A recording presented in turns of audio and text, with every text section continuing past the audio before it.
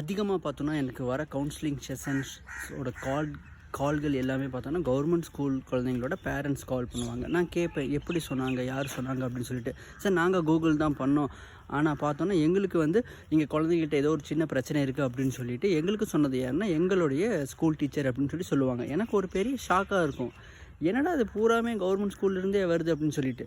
ஆனால் நான் போகிற எல்லா ஸ்கூல்ஸ்லேயும் டீச்சர்ஸ் கிட்ட கேட்டேன், மேடம் இப்படியெல்லாம் சொல்கிறாங்க, பேரண்ட்ஸ் இந்த மாதிரிலாம் சொல்கிறாங்க, உங்களுக்கு எதுவும் பெருசாக ஐடியா இல்லையா மேடம் அப்படின்னு சொல்லி கேட்டதுக்கு, எங்கள் சிராஜ் நம்ம சொன்னால் யார் சிராஜ் கேட்குறா, சண்டைக்கு தான் சிராஜ் வராங்க அப்படின்னு சொல்லி சொல்கிறாங்க.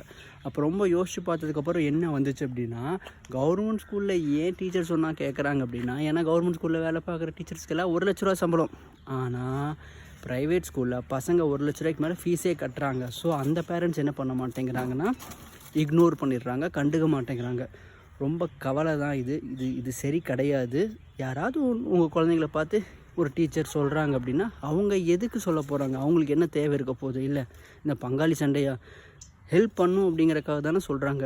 எகைன் நம்ம குழந்தைங்கள அவங்க தானே அதிகமாக பார்க்குறாங்க ஸ்கூல்ஸில். ஸோ அந்த மாதிரி பட்சத்தில் எல்லாம் சொல்கிறாங்க அப்படின்னா அதை வந்து அக்னாலேஜ் பண்ணி நம்ம ஒரு ஒப்பீனியன் எடுக்கிறதுல ஒன்றும் என்ன ஆகிட போகிறது இல்லை, தப்பாக போகிறது இல்லை.